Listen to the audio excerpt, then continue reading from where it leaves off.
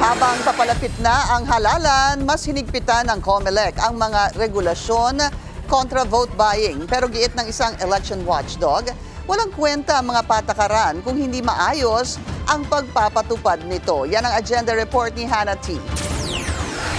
Hindi lang sa personal na transaksyon, kundi pati na rin sa mga online transaction ang mas pinahigpit na pagbantay sa bilihan ng boto.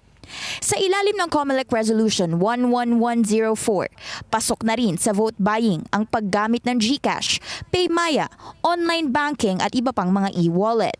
Kung may malaking halagang nilipat o winidraw ng walang malinaw na dahilan, pwede rin daw ituring itong presumptive vote buying, lalo na't malapit na ang halalan. Maaaring makulong ng 1 hanggang 6 na taon ang sinumang mapatunayang namimili o nagbebenta ng boto. Ang mga kandidato, posible ring madiskwalipika at matanggalan ng karapatang bumoto. Pwedeng magsumbong ang publiko sa ilulunsad ng COMELEC na Kontrabigay Complaint Center. Hindi lang pagmamanman ang pinalakas ng COMELEC, may bagong money bandy na ipapatupad. 2 araw bago o sa mismong halalan, bawal nang magbitbit o maglipat ng 500,000 pesos in cash. Aatasan ng mga pulis at iba pang enforcement agency na magsagawa ng operasyon para bantayan ang vote buying. Hindi rin kailangan ng warrant para arestuhin ang sinumang mahuhuli sa akto ng vote buying.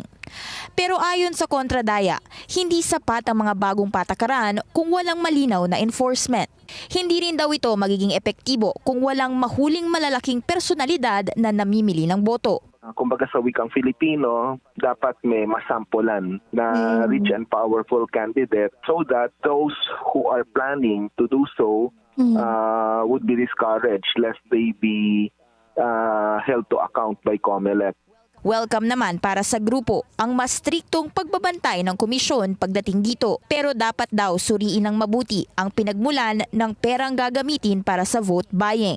And I think the challenge for COMELEC would be not really to just simply limit itself to the person who gave the money, the source, because usually the source in a digital transaction would be someone who was commanded to do so.